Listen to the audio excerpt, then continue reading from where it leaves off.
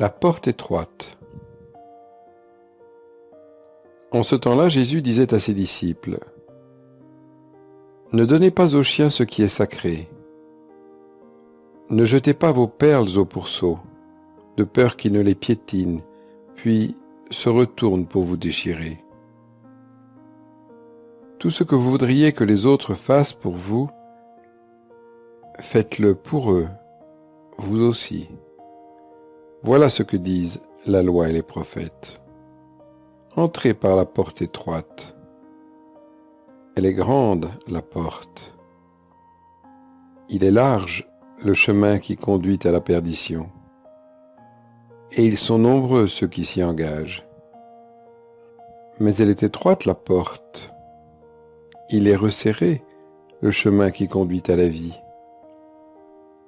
Ils sont peu nombreux ceux qui le trouvent. Prière. Merci mon Dieu pour cette nouvelle journée, merci pour la vie.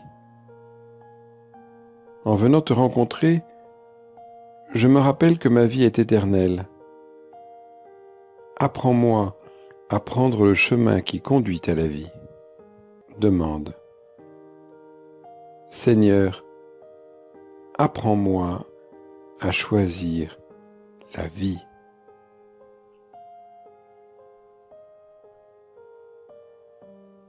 Réflexion point numéro 1.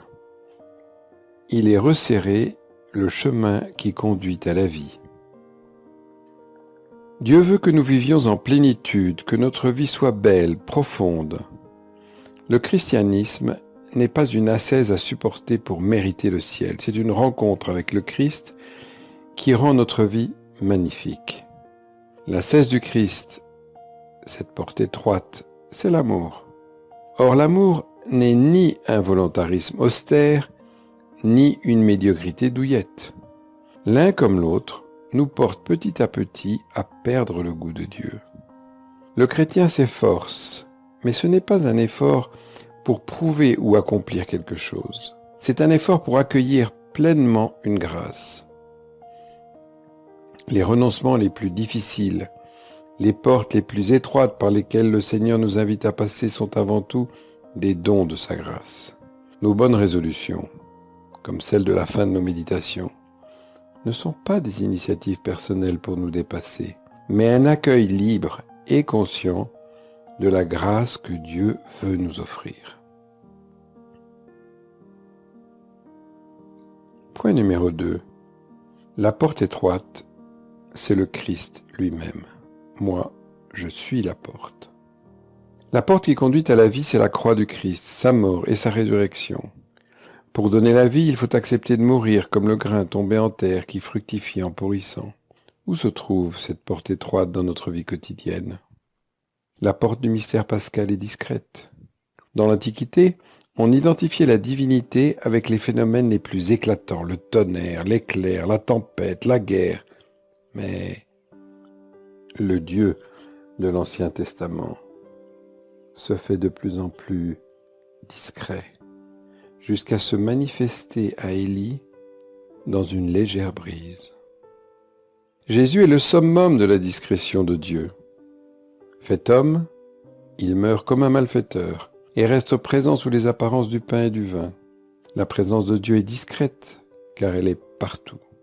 Toute la création est un signe d'amour de Dieu. Chacun de nous sommes des temples de l'Esprit Saint depuis notre baptême.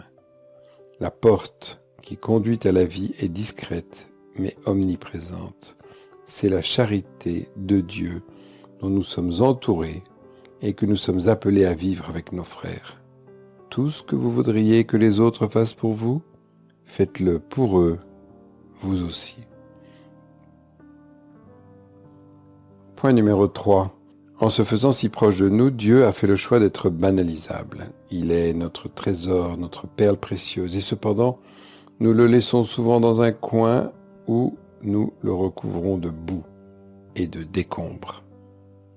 Ne donnez pas aux chiens ce qui est sacré. Ne jetez pas vos perles aux pourceaux. Pour aimer en vérité, il faut chercher chaque jour la porte du cœur de l'autre.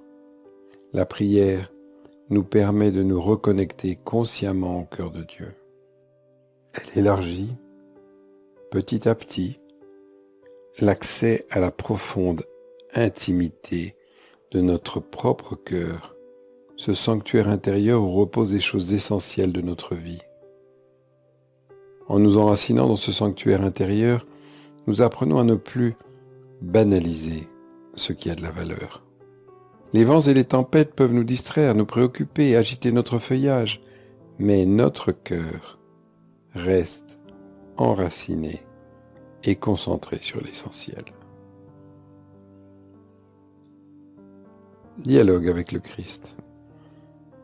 Seigneur, je te rends grâce car tu es un Dieu humble, un Dieu d'amour. Mon Dieu, apprends-moi à prendre la porte étroite du mystère pascal, du don de soi par amour. Résolution.